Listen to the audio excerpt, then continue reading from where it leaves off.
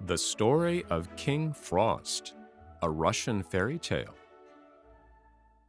There was once upon a time a peasant woman who had a daughter and a stepdaughter. The daughter had her own way in everything, and whatever she did was right in her mother's eyes. But the poor stepdaughter had a hard time.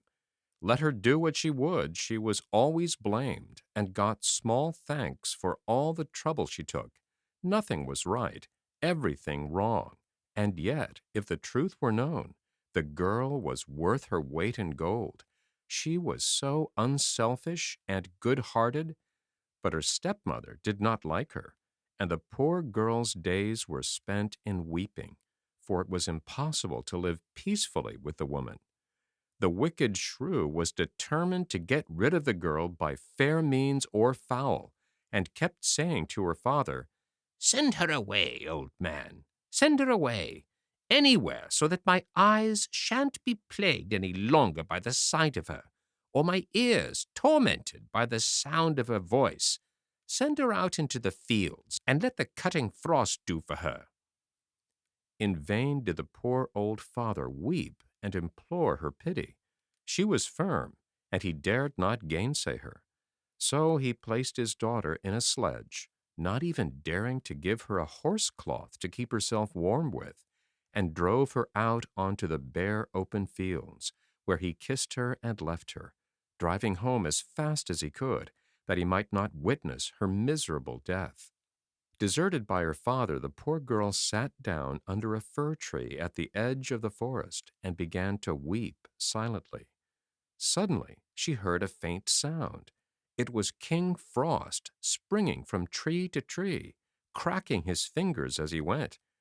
At length, he reached the fir tree beneath which she was sitting, and with a crisp, crackling sound, he alighted beside her, and he looked at her lovely face. "Well, maiden," he snapped, "do you know who I am? I am King Frost, King of the Red Noses." "All hail to you, great king," answered the girl in a gentle, trembling voice. "Have you come to take me?" "Are you warm, maiden?" he replied. "Quite warm, King Frost," she answered, though she shivered as she spoke. Then King Frost stooped down and bent over the girl, and the crackling sound grew louder, and the air seemed to be full of knives and darts, and again he asked, "Maiden, are you warm? Are you warm, you beautiful girl?"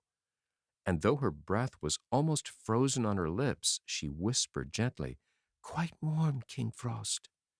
Then King Frost gnashed his teeth and cracked his fingers, and his eyes sparkled, and the crackling, crisp sound was louder than ever. And for the last time he asked her, "Maiden, are you still warm? Are you still warm, little love?" And the poor girl was so stiff and numb that she could just gasp, "Still warm, O king." Now her gentle, courteous words and her uncomplaining ways touched King Frost, and he had pity on her, and he wrapped her up in furs and covered her with blankets, and he fetched a great box in which were beautiful jewels and a rich robe embroidered in gold and silver, and she put it on and looked more lovely than ever, and King Frost stepped with her into his sledge, with 6 white horses.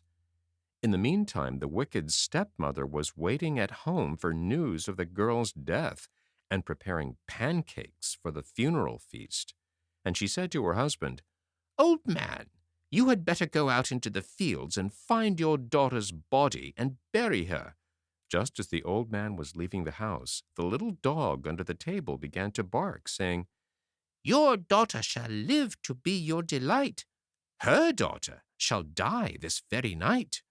"Hold your tongue, you foolish beast," scolded the woman.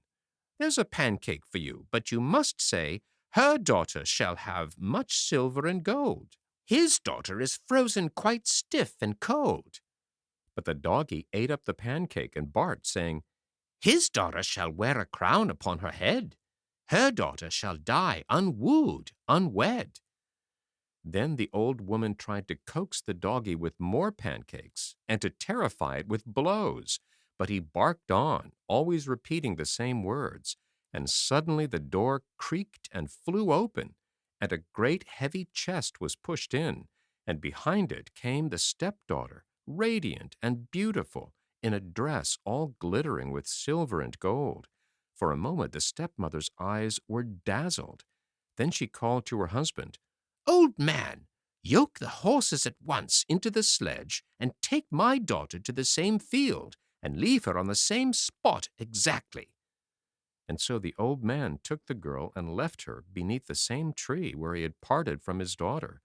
In a few minutes King Frost came past, and looking at the girl he said, "Are you warm, maiden?" "What a blind old fool you must be to ask such a question," she answered angrily. "Can't you see that my hands and feet are nearly frozen?" Then King Frost sprang to and fro in front of her, questioning her, and getting only rude, rough words in reply, till at last he got very angry, and cracked his fingers, and gnashed his teeth, and froze her to death.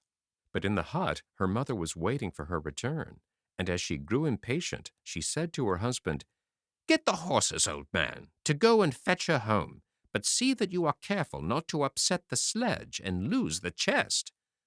But the doggie beneath the table began to bark, saying, "Your daughter is frozen quite stiff and cold, and shall never have a chest full of gold." "Don't tell such wicked lies," scolded the woman. "There's a cake for you. Now say, 'Her daughter shall marry a mighty king.'" At that moment the door flew open, and she rushed out to meet her daughter. And as she took her frozen body in her arms, she too was chilled to death. The end.